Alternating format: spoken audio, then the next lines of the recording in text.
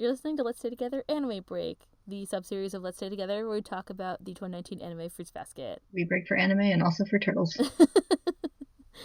Yes.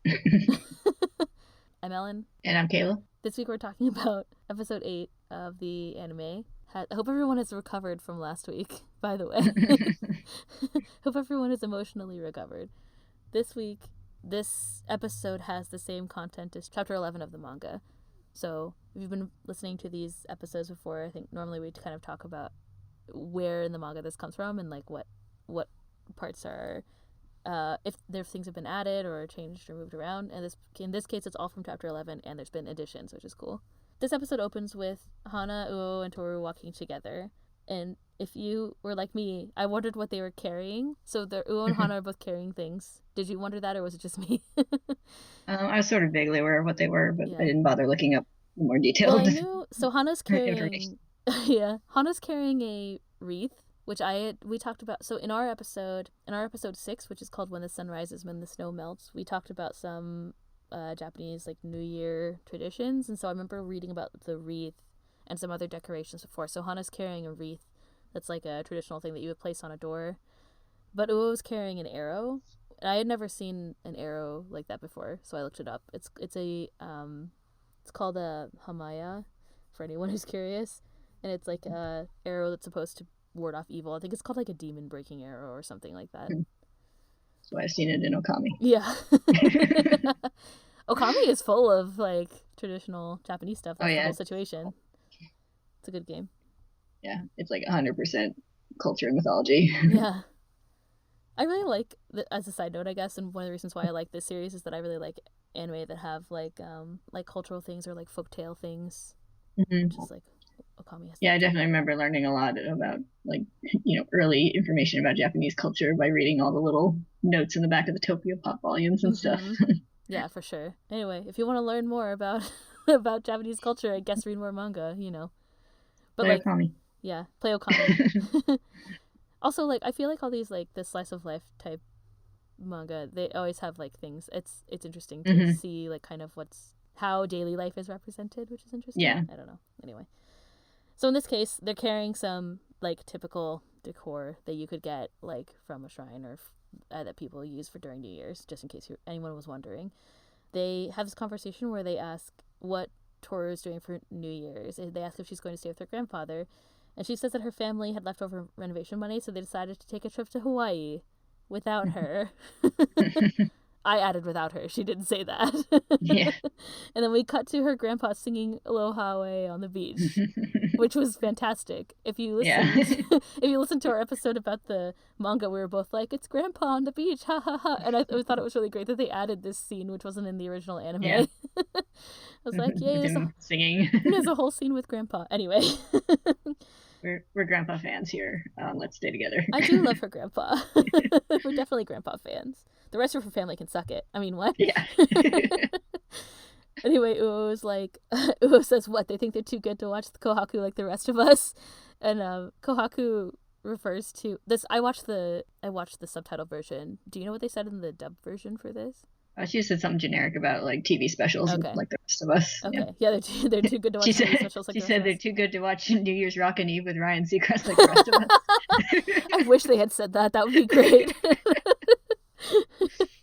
But basically, the thing that if you watched the sub like I did, and you were wondering what Kohaku is, and you didn't look it up already, it's referring to this special called Kohaku Tagasen, which we also talked about in our episode before, which is this like annual event where they have a bunch of performers get together. It's like the Japanese equivalent of Rockin' New Year's Eve, I guess. Also, for people who are listening who are internationally, who did like grow or not from the U.S. or didn't grow up in the U.S. like me, Rockin' New Year's Eve is a show that we have, and like don't know this. I don't know. I guess I feel the need to explain what Rockin' New Year's Eve is, which is basically like they have this live broadcast from Times Square, and right now it's hosted by Ryan Seacrest, but it was hosted for a long time by somebody else, and they basically have a bunch of performers and stuff, and it's all like, I don't know. Whatever. I assume every country has some kind of like New Year's thing where it's like this internet like live broadcast, and it's like that, Anyway, just in case you were wondering what Rockin' New Year's Eve is. I know there are people who come to this and listen to it from different countries. Amazing and terrible. It is definitely amazing and terrible. Like, It's just tradition. It's like always on TV. Yeah. It's what people watch. That's where we watch the ball drop in New York. It's a big deal.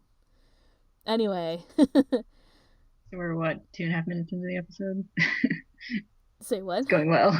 We're all like our diversions. we haven't gotten to the theme song cut, and I looked at when the theme song cut was. It's at 1:40 seconds, and we haven't gotten there yet. So we're like less than a minute into the episode. I've already said 3 extra notes, and one about Rockin' New Year's Eve. Anyway.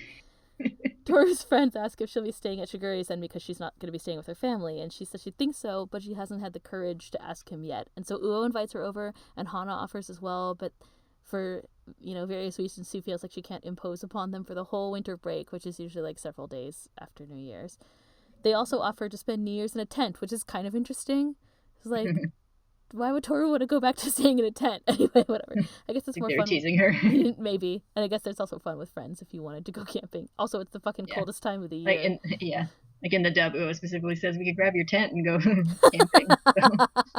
I think they're just trying to be nice. They're just trying to extend an offer to her. And also tease her. I think they're being nice and also just teasing her a little bit. Yeah, friend style. That's how it is. Yeah, it's like, remember that time you lived in a tent? We could do that again for a couple days. You remember that time you lived in a tent and didn't tell us? Yeah. But Tohru insists that they spend time with their families and then runs off home before they can make her any more offers. And Hana says, as she runs off, I sense great agitation in her waves. And then we cut to the theme song. We made it. Yeah, finally. It's okay, I don't have that many more notes to add in the middle of this. I just wanted people to know what they were talking about in case they didn't look it up. I don't know, I'm just saying. Anyway, at Shigure's house, Kyo and Yuki are repairing the paper doors and arguing, of course. And Tohru is happily cleaning the porch, which Kyo asks her about, and then she says, getting to clean the house with you all is really a dream, which is, like, really cute. And then it cuts... Kyo and Yuki are also arguing in a really kind of adorable way. Yeah. Yuki, like, snipes at him, and Kyo's like, why are we related? Yeah. It's like, it was like, why do we have to be in the same family or something? Yeah, it was really funny. It was great. Yuki also has this inner monologue. So if you did read the manga, and you're paying attention, this is like the beginning. This is where the manga chapter starts. So like all that kind of stuff that we just talked about, that first minute that we just talked about for 5 minutes, that's all based on, or that's all out, not in the manga. This is where the manga chapter starts. So it's Yuki thinking, I really don't think Tohru Hondo experiences the world the same way that other people do. She readily accepted the curse, and also she's had a hard life, but she's always smiling, like she's just fine. We lived together for 4 months, and I still don't completely understand her. And I thought it was kind of cool they cut it in with her cleaning. Like, it was a nice transition. It's like that's the hard opening at the beginning of the chapter. Yeah. So it was nice that they kind of, like, used the story to transition into this monologue. Mm-hmm. I thought that was nice. Yuki looks up as Shigure comes in, and he's moving books around, I guess, or he's cleaning up, and Tohru asks very politely at that time if she may stay at their house for the New Year's holiday, and he says, of course, but... And then we cut to dinner. From outside the house, we hear Kyo and Yuki yelling, I won't go home. Kyo argues that he hasn't been home in 4 months. Why would he go just for New Year's? And Yuki's like, well, if I go back now, what would be the point of having left in the first place? And Shigure says that they should put an appearance, and then they yell again. So Tohru comes in from the kitchen. She comes back from the kitchen and asks what's wrong. And Shigure whines to her that Kyo and Yuki won't go back home. And Kyo is like, don't whine, or whatever. I can't remember exactly what he says. Doesn't stop whining like a toddler. Yes, exactly. I was like, I know he says something, but I didn't write it down. They talk about how New Year's is the biggest event for the Somas. The whole clan gathers to celebrate, and the Zodiac have a special banquet, we learn, in which there's a dance. And Shigure reminisces about Yuki's dance from 2 years ago, saying how beautiful it was. And Yuki throws, like, takuan or something yellow at pickles or something yellow at him to get him to shut up. Whatever it is, Shigure eats it during the rest of the scene. Yeah, it sticks to his face. I'm pretty sure it's like a pickled radish, whatever. Tohru thinks that the banquet sounds wonderful, just like the old folktale. And Kyo is like, well, it has nothing to do with me. The cat isn't allowed to go. Tohru says, how awful. And Kyo is like, oh, don't worry. The banquet isn't the reason why I'm not going home. It's because if he goes there, Kagura will have kill him in her excitement, Shigure chimes in. And Kyo's like, shut up, of course. Besides, Yuki says, they would have to stay until the 3rd, and Tohru would be alone all that time. Tohru thanks them for thinking of her, but she says they should go and have fun. It's been a while since they've seen their parents, and their parents are probably looking forward to seeing them. Tohru also adds, she stands up and she can be trusted with taking care of the house. She says, I promise to make it sparkle with with, "Oh no, I left the bathwater running," and runs off. And then as she leaves, Shigure is like, "Remember, I'm trusting you, Toru-kun," or whatever. Fine, she got us, Kyo and Yuki say. They remember her speaking about their parents, and of course, Toru will never be able to see her parents again. This dialogue's kind of overlaid with her going and turning the bathwater off. No matter how much she wants to, she'll never see them again. Yuki says he'll put up with Akito, and Kyo says he'll put up with Kagura. Yuki thinks, I guess she'll be fine if she says she'll be fine. And then Kyo says, yeah, New Year's is just an annual routine. Also, both their mouths are cut off, so I don't know if they actually say that, but since Kyo responds, I think they're actually talking. Anyway. We cut to Toru seeing them off. She tells them to be careful, and Yuki says to lock the doors and be careful herself. See you when you get back, she says. Take care. Yuki hesitates at the door and thinks she'll be fine.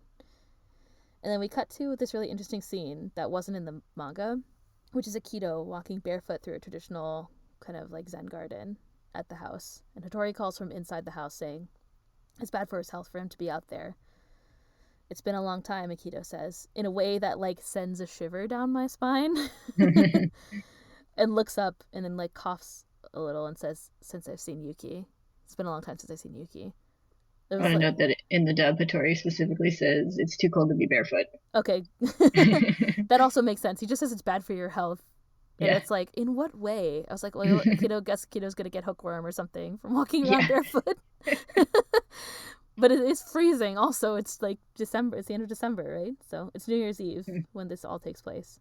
We cut back to outside where Yuki and Kyo are walking and bickering/worrying about Toru, saying that she's clumsy, she's not very careful, she's the type who would choke on mochi. And Shigure sighs and is like, stop talking about her like housewives fretting over their kids. And they're like, huh? And then he says, I know you're worried about Toru-kun, but you decided to come.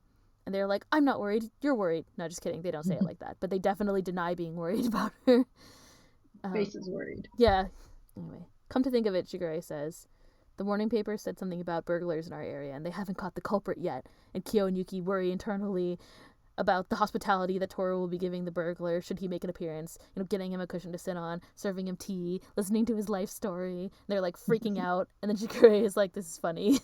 Shigure is like, listen, if you just stand there holding your heads, you'll get hit. A mysterious voice chimes in behind them. And it's Hanajima, who has appeared behind them on the street. And Shigure is like, oh, it's you, Hanajima, haha. They say that they're on their way to visit their family, and Hana asks, so she'll really be alone this year? Kyo and Yuki kind of react with, like, shock. She used to spend every New Year holiday with her mother, Hana continues, but she'll be alone this year. She explains how she and Uo offered to have Toru stay with them, but Toru insisted that they spend time with their families. But what about Toru, she wonders. Won't the TV shows bring back memories of her mother? How will she feel when she watches them this year? Yuki thinks, how did she feel when she saw us off? And we see a scene of Toru waving and the door like slams in front of her, which I thought was kind of creepy. Or it's like definitely unsettling. Then we cut back to Hana talking, is Toru-kun really fine with that? Will she be alright? And Kyo thinks, how does she feel right now in that house? And we see the door slam again. It's like the same scene from a little bit farther away. Yuki and Kyo take off and they bonk heads in the process. Shigure asks what they're doing, and they argue, and then they walk off at a kind of reasonable pace without bonking heads again. And then Shigure asks where they're going, and they reply, I'm going home. And then they take off, leaving Shigure and Hana together. Shigure asks if perhaps Hana came to goad them into going home, and Hana says that she didn't come to do that, but she simply wanted to do something nice for Toru. And she turns to leave and says, may you have good waves in the coming year. We cut to Kyo and Yuki running home. And we see Yuki's kind of inner monologue continue from before, where it says, we lived together for 4 months, he thinks, and I still don't completely understand her. I miss things, I don't see the truth. And there are some memories that are kind of like cut in the background behind him, his inner monologue. It's like Toru introducing herself the night she moved in, hugging one of the cats that Kyo like attracted to him at school, her like right straight, quote unquote, on the roof. And like a compilation of her smiling that is underlaid under Yuki thinking she always gives a happy smile at even the littlest things. Yeah, she's always smiling. She always says the thing that you most want to hear. And then we cut to his memory of the garden scene, of her asking to be friends if her memories get erased. And then her saying, I've always loved the cat from the Zodiac. And talking about the umeboshi on Kyo's back. I think like some of these memories, so there's some that are cut in, but some of them are also the same memories that they have when they're thinking about her while she's gone at her grandfather's house. So just another like callback to that time too. Yeah. And the internal monologue is going back and forth between Yuki and Kyo at this point. Yes. In fact, I think the next part is it's Yuki thinks, why didn't I see? And then I think it's Kyo saying, why couldn't I see? And we see the same scene of her waving and the door closing, the door slamming again. We see Tohru crying at her grandfather's house saying, I wanted to stay with Soma-kun, Kyo-kun, and Shigure-san. And we see Yuki and Kyo running, thinking, there's no way they should be fine with being alone. No one is, and I should know better. They remember her saying, I want to go home outside of her grandfather's house. And they think, I want to go home. I want to go home. I want to see her right now. And as they say that, they burst through the door. And if you're listening, the background music stops. It like goes way down, like the volume goes way down. And Tohru turns suddenly with small tears kind of like falling off of her face as she turns. And at first they say nothing. And then Tohru freaks out. And she's like, oh, you startled me. And Kyo and Yuki are still panting from running. And as she talks, the music kind of picks up again very slowly. Yuki walks over and wipes a tear from her eye with his finger. And she's like, don't worry, I can explain somehow, which I thought was really funny. Yeah. I shouldn't cry, but the new year makes people sentimental, right? And the scene kind of shifts to the photo of her mother that's on the table. And then back to Yuki, who's looking at he's like looking at the tear that's sitting on his finger. And she also continues, and as a Japanese person, I can't help but be moved by enka songs or whatever. I don't know what they said in the dub, but I'm guessing that's she said she was cutting onions. She's cutting onions? I also don't know that much about enka, but if you're watching the sub and you don't know what enka is, it's like this kind of music that's super emotional, supposedly. I don't know. I have never... I bet actually I probably have heard enka and probably didn't know that that's what we were listening to, but... Anyway, yes, supposedly super emotional. Huh? So were you crying at the time? I was crying and I didn't even know why. It was just so sad. I think a lot of them are supposed to be kind of like mournful and sad, apparently, according to... There's a girl in my class Japanese class who does like traditional Japanese dance. And so apparently all of their dances are done to enka. She was like, I started taking Japanese so that I could understand enka. And now that I can, it's all like really sad. Anyway. Anyway. That's Tohru says that she was moved by the music, which I guess is what's on in the background on the TV. And Kyo and Yuki flop to the floor, which makes me chuckle every time. Still panting, and Tohru freaks out again and asks if they're okay. And Yuki thinks, thank goodness. If we hadn't realized in time, and Kyo thinks we almost left her to cry alone. We're okay, Yuki says. We better watch the first sunrise. We better watch the first sunrise, huh? He says, but still panting. And Kyo is like, but first I want to eat New Year's soba. And he's also still panting, and they both look up at her. We're home, they say, and Tohru cries. And we see her mother's photo again, and she struggles to say in the background, welcome home. We cut to the main house, and Shigure says that he's home, which is kind of interesting. This whole, like, well, I guess we should talk about it in the discussion, but all these things are, like, cut together of people coming home. We talk about this a lot. But... Yeah. So Shigure says that he's home, and Hattori and a light-headed, I guess a white, now we can see because it's not manga, a white-haired young man greet him, and he greets them as Hakun and Hasan, and Hattori sasses him he says no easily confusable nicknames. In the dub, he greets them as my two favorite Ha's. That's really funny. That seems like something Shigure would say if he spoke English. Yeah. Hakun, not Hasan. Hakun asks where Yuki and Kyo are, and Shigure explains that they're ditching. And Hakun says, and we also see, I can picture Kagura's fiery rage and Akito's icy quiet fury. And you can see that little still or whatever is really funny. Yeah. And there's like little angry voice acting from Kagura and Akito's voice actors in the background, which is really funny. This is good. Relax, Shigure says. He will handle Akito. Hakun is disappointed. He was looking forward to his last fight of the year. And Shigure says, don't you break my house like the others. Hakun says he understands why they would want to skip, though. I've got painful things I sometimes want away from, too, he says. Momiji pops up in his costume because the banquet is about to start. And he's about to dance, I guess. But first, they all need to tell Akito about the skippers. So Shigure goes, he's like, I'll talk to Akito, everybody chill. So... Shigure walks through the room where the banquet is supposed to be held to another room on the other side, which is again lit by a single spooky lantern, just like the single spooky oil lamp. Shigure enters the room and says good evening, and he thinks his face changes to this creepy... So we see Shigure's creepy grin, just like in episode 6, where he visited Akito while Toru's friends were at school. And he says, "It's nice to see you reaping what you sowed, Akito." At least that's what he said in the Japanese version. And then we cut away. Yeah, I think it's the same. Okay. Thankfully, we cut back to Shigure's house, away from that terrifying, really, really dark room where Akito and Shigure are, where Kyo and Yuki and Tohru are eating soba with mochi, and Yuki and Kyo are like staring at Tohru as she stretches out one bite of mochi, and they tell her to eat slower, and she wonders, does choking on mochi really happen that often? Which is just a callback to earlier, how they were worrying about her. I enjoyed the extended mochi choking joke. Yeah, I know. I wonder, in the original manga, it was just translated to, like, she would choke on rice, but I don't think you can't even translate that because now it's, like, visually shown, so. Yeah. Anyway, or you can't translate it that way, I guess you would say. The dinner is interrupted by the phone ringing, and Tohru goes off to get it because, again, she's the only responsible adult in the house. Yes.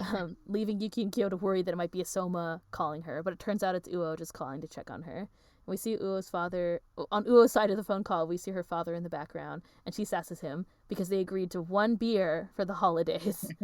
And during this conversation, Uo explains that she called to check on her, and Tohru cries and says that she's lucky, and Uo's like, "Don't cry, dummy, and have a good new year." And then, like, hangs up, which is cute. Tohru returns to continue eating with Kyo and Yuki. Tell her that they ran into Hanajima because and it turns out Hana was worried too. Tohru thinks that Hana will be the first person that she calls in the new year, and we see a cut to Hana with her family, and she says, "I'll be waiting," or she thinks, "I'll be waiting." I think Tohru asks if it's okay that they didn't that Kyo and Yuki skipped out on the New Year's festivities, that they won't be getting in trouble, and Yuki assures her that it'll be fine. But then he thinks probably after. Tohru goes to do the dishes, and Yuki wonders, Yuki and Kyo, or I think Kyo thinks that the banquet is in full swing, and Yuki wonders if Kyo is mad, and then we cut away from this kind of internal monologue to them climbing up to the roof to watch the first sunrise, and Yuki helps her up on the ladder, so she doesn't have to crawl across the roof this time, like last time. The sun starts to rise, and Yuki's narration, or his, like, internal monologue continues, but... I feel strangely at peace now. I don't feel guilty either. I had a lot of thoughts about this, but deep down... And then Tohru asks, "Have you decided what to wish for?" She knows what she's ready to wish for. Deep down, we hear Yuki's internal monologue again as the scene pans across Yuki and Kyo. The sun rises and Tohru makes her wish. Deep down, I wanted, Kyo thinks. Maybe I just wanted to greet the new year with her, Yuki thinks. And then Tohru turns around to face both of them and wishes them a Happy New Year. And Yuki returns with the standard greeting, and Kyo is like, "Ah." He just, like, at least in the version I was watching. Then he scratches his head, and then he screams, "I'm gonna beat that damn rat this year." And then Yuki's like, "Ah, yeah, good luck with that wish." Kyo smiles, and Yuki smiles, and Tohru smiles. "Happy New Year," she says, and then we cut out to the credits. And that's the end. It was a happy ending after all. It wasn't a completely sad episode like the last one. Although it was sad in the middle. A happy sandwich. Yeah, it was a happy sandwich. It's like happy but nervous in the beginning, and then actually happy at the end when they come back.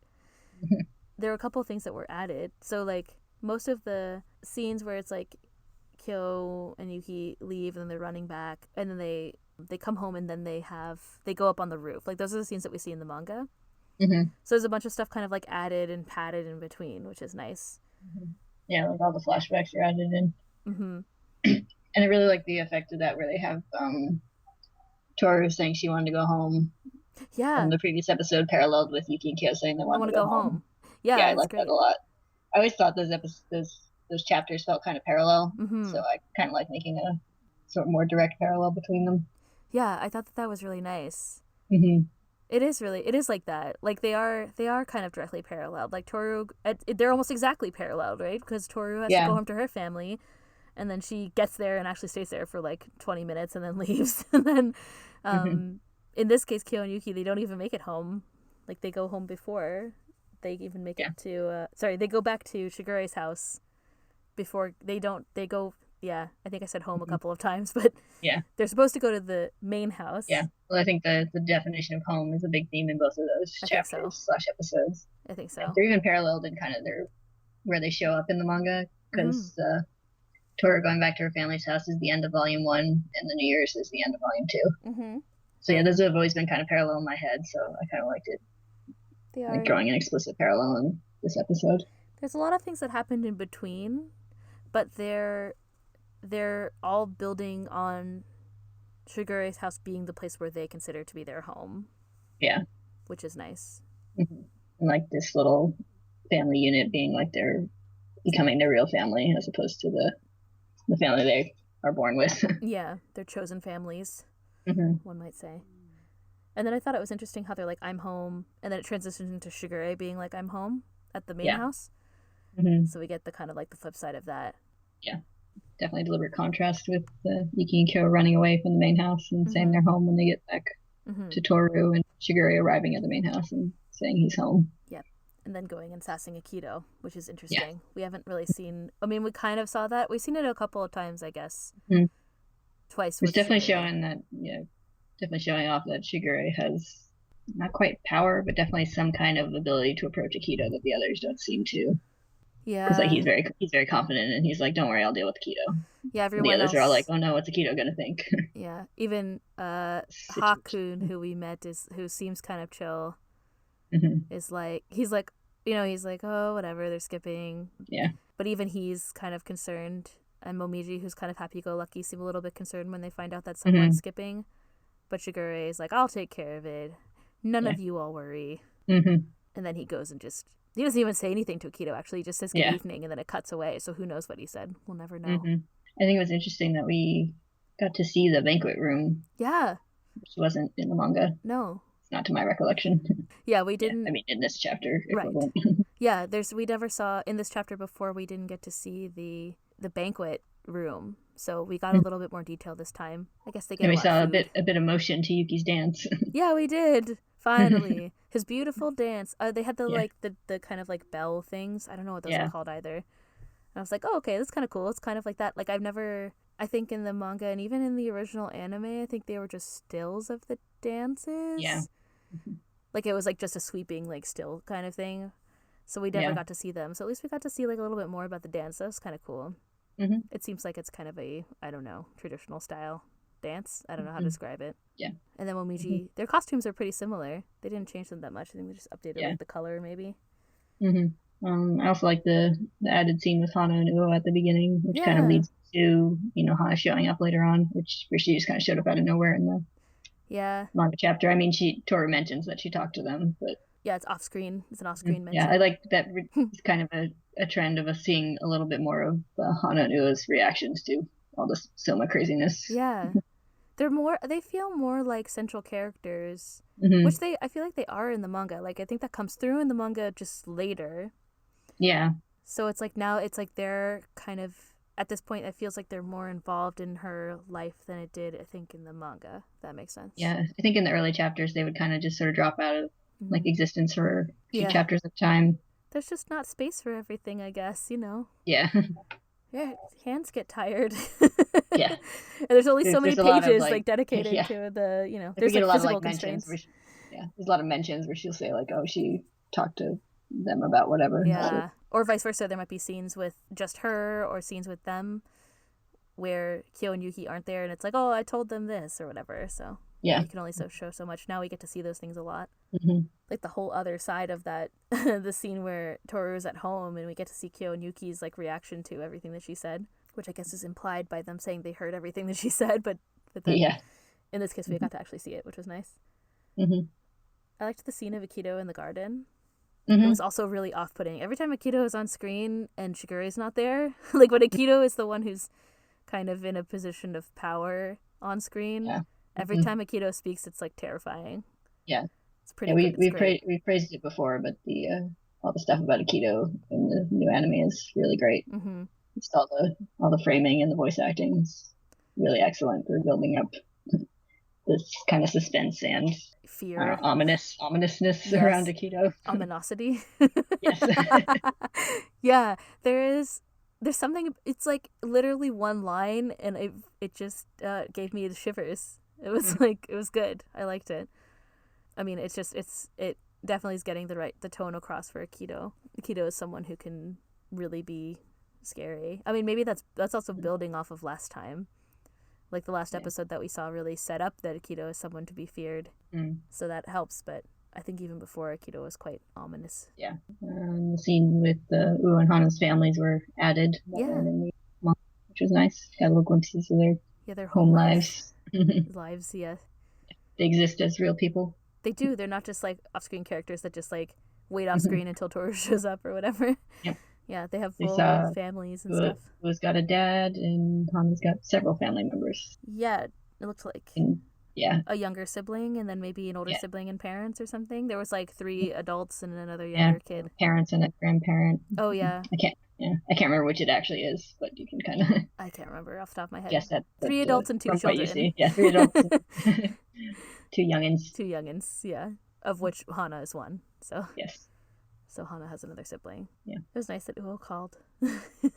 Yeah, that was cute to have Uo in there too. And I like how they still use it as an opportunity for Yuki and Kyo to be freaked out. They're like, it could be a Soma, and then they go and like creep. Yeah, I like that they still extended the mochi gag. She's like, oh no, you're not choking on mochi. I call you choking. That's also, it was added dialogue, but it felt like something Tohru would say too. Yeah, it's cute. Yeah. It was like it's Tohru's thing where she like kind of grasps onto something in her internal thoughts and says it out loud, even though someone isn't following those internal thoughts. Yeah, exactly. It was just from a conversation with Kyo and Yuki. Someone that wasn't in that conversation. Yeah, exactly. The thing I'm sad they cut was Hana explaining how Kyo and Yuki collided when they stood up, but I guess they changed that animation. Yes. Try to make it a little more serious. But... Yes. I think it's just like, I don't even know if it makes it more serious. It just like, it just gets to the point faster, which is that they're leaving. Mm-hmm. There's a lot of dialogue. Yeah, like I think it would have felt out of place, but I still missed it a little bit. Yeah. I also was like, oh, they didn't do the thing. But then they're like, I'm going home. And I was like, yeah, go home, Yuki and Kyo. Like, pacing wise, it was the right choice. But in my heart, it was the wrong choice. It's okay. We can like watch the old anime. Yeah. It's like, because it has the full, like, narrated, like, end of explanation. If you haven't read the manga and you haven't seen the old anime and you're watching this for the first time, there's, in the old anime, in that scene where, like, in the old anime and the manga, in that scene, you can kill bonk heads, and it's like, there's a little explanation. Mostly off screen, so they're like, what happened to you? And and Hana explains, like, everything that's happening in the corner of the panels. Hana's like, I saw everything. Soma stood up too quickly and bumped Yuki's head, and then Yuki did this or something, and then his end of explanation. Yeah. So yeah, the same thing. They put that gag in the old anime too. And they did not keep it in this one, which is fine. Yeah. But it's okay. We got Grandpa singing instead. Yes. Is that a good trade-off? I don't know. It's a decent trade-off. Yeah. I'll accept it. We talked about that panel a lot when we read read these chapters too, and I was like, it's Grandpa in Hawaii. Can we talk about the scene of the door slamming in front of Tohru? I also felt like that was really off. There's something about it that's really off-putting. Yeah. To me, it felt like, I feel like I might be overanalyzing it, which is, again, like the whole main shtick with this podcast, but it felt like, it reminded me of, like, prison or something. Like, the way that the door, like, closed by itself and it, like, slams. Like, it has this really loud noise and it's really fast. It's, like, uncannily fast. There's something about it that's very off-putting, and I'm not sure what the team is trying to, like, communicate with closing by itself. It's not like it's just her waving and then it's cut. It's like her waving and the door slams. Yeah, an interesting choice. Like I said, it feels like it has this, it evokes to me the feeling of being, like, stuck somewhere, and she can't leave for she's going to be alone for 3 days. It's like being... Yeah, it's like emphasizing the isolation and Yuki and Kyo realizing what you might be feeling. Yeah. It's definitely emphasizing being left there. And the fact that it's used over and over. It's repeated like 3 or 4 times. So I guess it's almost like a like kind of a symbol that they can like latch onto. Yeah, it's kind of, they're like escalating concern. Yeah, it gets closer and closer. Like there's different like points of view of the same scene where it's like one's really close and it's her waving, and then it's like her a little bit farther away and the door closes, and then like quite farther away and the door closes. Like there's a couple different like steps. Is like building tension. I also liked how uncanny it was. Fruits Basket is good at, I think like this anime is doing a good job of representing what's done in the manga, where you have these like this really nice balance of scenes that are like really fun, like comedy and like people like poking fun at each other verbally and like puns and jokes, and then like something really uncanny or like sad or something that really evokes a strong like negative emotion. and bouncing between those pretty easily in the same piece. And I think that's really, it's nice, it's well balanced that way. And I think I think the anime is doing a good job kind of keeping that feeling with some of these things. Like they're all like the mochi joke is running all the way through, but then you also have this like the really dark room where Aikido is. You have the scene with Aikido that's really off-putting. You have the scene of the door slamming over and over again, and some of these like Tohru crying when they come and find her and stuff like that are really more emotionally, like kind of darker emotionally, mixed with some of these lighter things. And I think the anime's doing a good job of tone. Yeah, I think so too. It gets all the emotional notes right, I think, which is nice. Yeah. On that note, it wasn't a change, but I thought the sunrise scene was really beautifully done. It was. With the music time to the sun coming up. Yeah. It was nice. I liked it. I like when the sun also, I thought it was nice when the sun, it's like they go up on the roof and you can see the sun, it's like pink, and then when the sun pops up, it's really bright. It has this like glowing effect that's really nice. Yeah. And the sun, I don't know, the background where the sun is rising is also beautiful, like behind Tohru. Yeah, and the little like cityscape down below them. It's really nice. And the mountain behind her.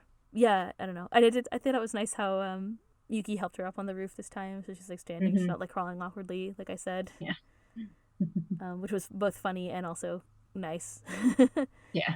I like how this episode is nice for Kyo and Yuki because it shows, it's like you said in the beginning, even at the beginning of this, they used to fight all the time, right? Even and very seriously weren't interested in being together or getting to know each other or anything like that.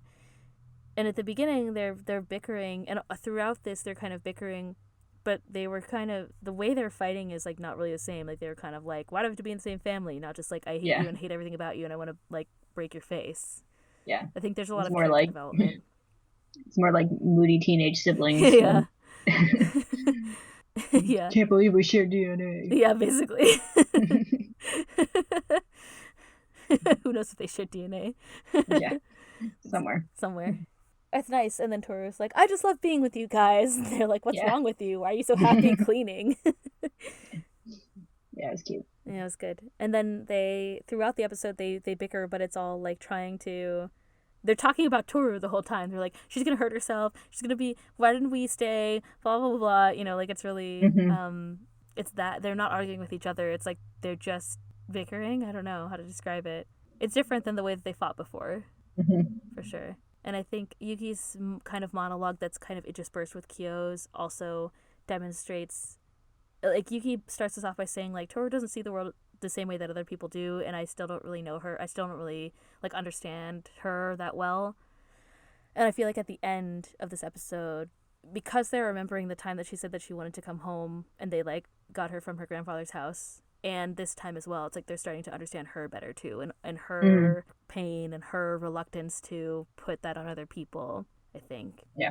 And it's kind of, I think we also talked about it before when her friends were there, that Yuki and Kyo can like be on a mission together. I think as we described it, like they can, when Tohru is, when like their kind of the secret is being threatened, or like when something's happening to Tohru, they can kind of react together at least, instead of fighting or like trying to do stuff on their own. Like they're good at least doing something together and taking care of protecting the family secret and protecting Tohru together. I don't know if we've seen the later as much yet. Like this episode, I think they kind of, like I said, they weren't fighting so much with each other. They wanted to be home to be with her. So they're trying to look out for her. And then of course we met. Do we meet other new characters other than the mysterious Ha-kun? The other Ha? One of the two favorite Ha's? Yes. I don't think so. The other Ha. Yeah.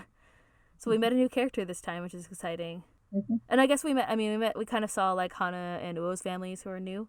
We haven't met them yet in the anime, so that's nice. I think that's it. There was a lot that happened, even though there's like these little small things they threw in that show so many different things, which is nice. Yeah, that's all that I have that's not spoilery, I'll say. Yep, me too. Okay. Thank you all for listening. You can find us on Tumblr, Twitter. You can email us at staytogetherpodcast@gmail.com. You can always go to our website. No, I'm just kidding. Which is whatever, staytogetherpodcast.com. Yeah, I don't know. Next time we'll be talking about episode 9. I still have no idea when this anime is going to stop airing, but we'll see. Until then, we'll be making anime episodes, so. Okay, there'll be some spoilery chats after the music, and we'll see you next time. Bye-bye. Bye.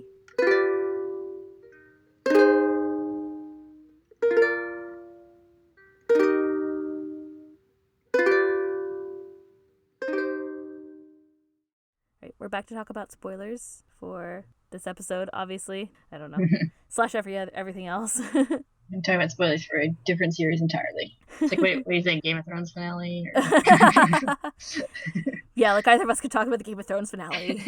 Good joke. Bah. Anyway. I've seen 4-ish seasons of it. I've seen 0 seasons of it, so you can talk about it by yourself, I guess. We could talk about Chilling Adventures of Sabrina spoilers, since you've seen like 3 episodes or whatever. Yes. Cat doesn't talk and it's disappointing. Spoiler alert. But the cat fucks people up, which is nice, right? I don't know. I think, at least. Could talk and fuck people up. That's true. That would be better. Not mutually exclusive. That's true. Well, we don't need to look for more talking cats. We have Kyo. Yeah. So, spoiler stuff. We met Haru. Yes. Yay. I was like, oh, I need to make sure that I call him Hakun again when I make notes. Yeah. I like his anime design. Yeah. He looks good. His voice is nice, at least in the sub. Mm-hmm. I wonder if that means the race is going to be next time. That'll be fun. Yeah, well, it said the title of the next episode is called Yuki is my first love. So. Yeah, you're right. So it is definitely going to be him. Yes, I remember that now that you mention it. All right, sweet. Good. We'll get to see him next time. I like how there's a sad episode and there's going to be 2 or 3 funny ones, and then there's going to be another sad one, probably. That's how it is in the manga, at least. It's we need some time to recover from this. Have some comedy. Yeah, and we saw Uo and Hana's families. Yeah, so, which is nice since they had backstory chapters in the manga that were not adapted for the first anime. No, because they're so much later. They're halfway through the series or something, probably. Well, one of them was at least one of them was right after the Kyo stuff that was the finale, and they have some stuff from after the first anime, but I can't remember the exact point of it is, but either way, they were not in the first anime adaptation. Oh, Uo's backstory is right after, according to my notes for later. Yeah, I thought Uo's came first. I can remember. Yeah, I think Uo's definitely comes first. It's in volume 7, according to this. Yeah, so they have some stuff from volume 7 made it into the first anime, or Hiro. 8 maybe. Sorry, I can't tell. Hiro and Ritsu's introductions were after the Kyo stuff, but made it into the anime. So yeah, and specifically the scene with Uo and her dad is taken almost exactly from the end of her flashback chapter, where it shows that her and her dad are on better terms now.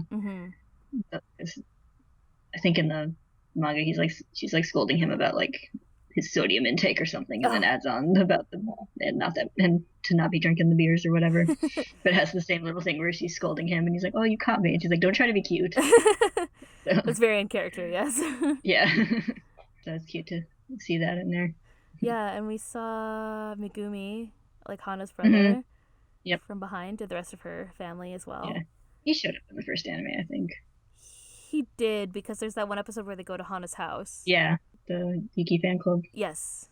People. Exactly. But her parents are in it. Yeah. It's just him and her. Yeah, but he was just kind of there being creepy. He didn't really get his full no, he introduction with her family. No.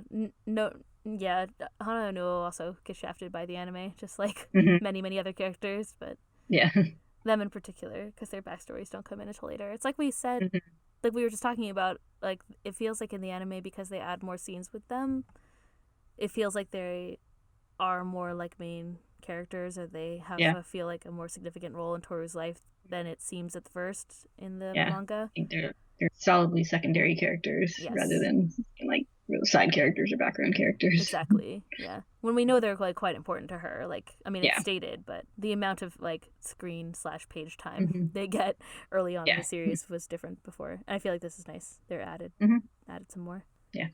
Okay, wait, so let me ask the question again. Do you think, so we talked about in our non-spoiler section, the way that the episode is structured is that they cut in these memories of Tohru, and the last one they cut in is Tohru saying that she wants to go home, and then it cuts in the dialogue, I want to go home, the inner monologue from Yuki and Kyo, I want to go home. They get home and they say, I'm home, and then we cut to the main house and Shigure says, I'm home. So I asked you earlier that I probably cut it. Do you think that Shigure thinks that the main house is his home, whereas Yuki and Kyo and Tohru treat Shigure's house like it's their home, conceptually? Yeah. I think he does 100% because that's where Aikido is. That's true. Because like I don't think he cares so much about the actual location. Yeah. But you see from much later on in the manga where he talks about how like his whole goal is just to make it just him and Aikido, and how like the bond has never been a burden for him. It's been what he wanted the whole time. So I think for him it's just wherever Aikido is where he would consider home. I think you're right. And I also think like there's other evidence that supports that. Like another thing that we saw in the manga is sometimes we see these scenes that are contrasted where all the Kyo, Yuki, and Kagura, for example, go on like a double date, and Tohru is also there to complete the double date situation. 3 of them go. Double date. It's Kyo and Kagura and Yuki and Kagura. It's like Kagura, probably Kagura and Kyo and Yuki and the mailman. But they all go out on a double date together, and then there's these scenes that are interspersed with Shigure and Hattori in the main house. And I think we kind of talked about how like it's contrasted how things sometimes happen in the main house, how like Shigure and Hattori, for example, their experience with the curse kind of almost like ties them to the main house more versus like the younger Zodiac. So I also feel like there's other than just Aikido being there, which is probably the main reason why he would treat it as his home. And he's almost like, Kyo and Yuki think that they're like running away to get away from the Somas, and really the one who's running away is like Shigure. Like he's run away so that he can manipulate Aikido, right? By not being there, perhaps. Yeah. I don't know. I don't remember if it's ever purely stated, but I feel probably like not, Shigure moving out of the main house was 100% to try and make Aikido like jealous and stuff. And jealous. Yeah, exactly. Yeah. I'm pretty sure. I'm pretty sure that's the case. I don't think it's stated. I wouldn't be surprised if it wasn't. I would feel safe interpreting that motivation from Shigure. I also feel that way. So I feel like he does, so he contrasting it with him saying I'm home also kind of puts a stamp on that, I think, too. So, yeah, that was interesting the way that that's structured. And then, yeah, we said earlier that we didn't see the banquet room in these chapters before, but then, of course, we do see it later when Yuki's there the next year, like the next new year. Yeah, we see a bit more of the actual location of the banquet in the next time. But even still, like, it's not as big as, like, that room. Yeah. Yeah, we don't see a lot of it, but we see a bit more people talking and stuff. Yeah. I think some of the flashbacks, like the flashbacks that have, like, Aikido and Yuki like isolated off to the side while the rest of the Zodiac are hanging out, I think those might have been implied to maybe be banquet times. I think so. Yeah. I think so. There's a lot of imagery of the banquet that's also just like metaphorical. Like there's one where Aikido is removed from the banquet and Tohru sits next to her at the banquet. I can't remember. It's like toward the end, like very, very close to the end. It's interesting to see the physical location and see it like completely empty. Yeah. And like nobody's there yet. Yeah, I think it's striking the 12 like seats around in a circle. It was. And then you could kind of see like Aikido's room off to the side. Yeah, it was really interesting. I wonder if there's something like symbolic about that. I don't know if there is, but it's definitely striking that it's completely empty and Aikido's by herself in the room. Yeah. Off to the side. And in the dark, it's like completely dark, whereas the other room has is like lit with, it seems like with electricity. Like Aikido's room is constantly in the dark with like a single light or whatever. It's really interesting. An interesting choice. The Zen garden seat where she's walking in the like traditional garden. Don't know. Yeah, I was like, I don't think you're supposed to walk on those. No, I definitely don't think you're supposed to walk on them. It is interesting. That scene is really striking. There's something about the way that Aikido, like the voice actor acts, that makes that scene, like it just, I don't know, it just made me shiver. Like there's something about it. It's like, oh, I haven't seen Yuki in a long time. Like, Aikido is going to be pissed off. Yeah, I do think it helped adding that in helped to build up the whole that like it really is a transgression, them skipping out. Yeah, and they're kind of like, he's like, it'll probably be fine, but it's way worse than just that, right? Yeah. Yeah. I wonder how they'll, well, I mean, I guess Aikido will come to school eventually. But like in the other one, in the manga, when Tohru runs into Hattori, he says, like, like people really weren't cool with it, and they said they were going to visit the main house, and he was like, yeah, I bet they're not doing that and stuff. So they kind of built it up that way. Like, I wonder if maybe they'll build it up with this again too. I was kind of like sort of skipping the chapters and doing like a rough count. I think if it did end at episode 12 or 13, it might end with Akito coming to the school. Maybe that would be a good finale if it is 12 episodes. I would think it would kind of roughly end there just by count, and they could make that into a dramatic season finale. It is dramatic. Like, you could probably make it extra dramatic too if you cut in some stuff from Yuki's backstory later. Yeah, but it still has the kind of happy ending with them all playing, was it badminton or whatever? Yeah. Yes. Good old badminton. Yeah. National sport of Japanese children. I mean, yeah. I don't know. Maybe. It is happy. Also, it's good. It's because it's like Yuki is like, oh, there was something that I wanted, which is a family to return to, and it cuts in all the like kind of main characters who've shown up at that time. So yeah, you could use that as a good ending. A decent thematic point to take a break. Yeah, for sure. Just a thought, though. Yeah, that's an interesting point. I wonder. I don't know. Who knows? Yeah. I feel like I can always predict like what the next episode is going to be, but then you never know. Then they throw stuff in like this like stuff with their Uo and Hana's families. And it's like, oh, well, that's from it's something from later that makes sense to add now. Yeah. Yeah, they often kind of throw things in. It's like the fried eggs thing. Yeah. The fried eggs thing is from way later in the series, and that was added into, like, the episode with Kagura. Yeah. So, I don't know, sometimes they find little things to add, which is nice. So you never know. We never know what we're going to get. That's why we have this anime break. So far, a box of chocolates. Yeah. Stop making one of my Forrest Gump metaphors. I don't think I said anything we were talking before. No. If I well, I guess I'll have to cut that then. Yeah. Oh, you made me forget what I was gonna say about Furuba. Ever since like the third episode, there's been something that's been added or changed or like cut in or brought in from later in every single episode, which actually makes doing this anime break series really nice because there's a little different stuff to talk about. But I think it's also just adding to the story, adding more detail faster. Like, we never learned about Hana and Nuo's families in the original anime, which they might not have been written about at the time when it was created or whatever, but we never got to see more about their relationship with their family, and now we get to even see just a little glimpse of that, which is nice. I don't have any other spoilers, I don't think. No, those were all I had. Another episode that kind of wraps things up early. I mean, other than just general, there's like, Akito Shigure spoilers. There's like, we're gonna see Hataru next time. I'm trying to think if there was something else. I don't think so. It's again like another episode that kind of transitions and wraps things up. It's like we all learned about people who already are there, That's all I got. Yep. Okay.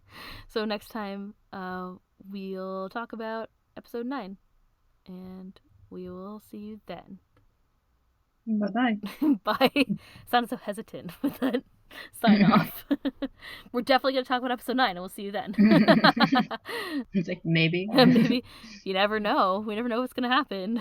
All right. See you next time. Bye-bye. Bye.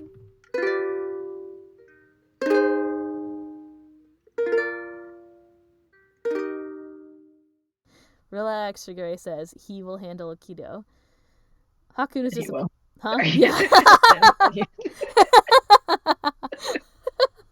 Yeah, if you know what I mean. We break for anime and also for turtles. Yes. I can't remember the last time I saw a turtle on the road. It's cold in Canada. I don't know. Although maybe they were just small. I don't remember the last time I saw a turtle, because like there's turtles in our yard like where I lived before. Anyway, whatever. Turtles in Vermont, which isn't that far from Canada. I guess there's probably turtles. They're probably just not they're probably not in Toronto. They probably are like down on the like trails and stuff, but not on our street. Yeah. There's too much competition with raccoons. And like I drove by where there was like a snapping turtle. It was like on the side of the road. And it, like no, in Vermont. Oh, in Vermont, really? Yeah. Oh, I always think of them as southern dwelling. Oh no, they're over. They like everywhere. They actually, the museum I bought at would eggs that were planted in bad places. And and raise the babies in the museum. Oh, that sounds dangerous. Yeah, little snapping turtle babies. They're cute. Maybe they're not so snappy when they're little. Probably. I'm sure. It was on the side of the thing as I was driving past it, and it turned slowly and then just ran. Oh, they can run? Man, dude. Oh yeah, they run really fast. Oh. That makes them even more scary. That makes them closer to Velociraptor level.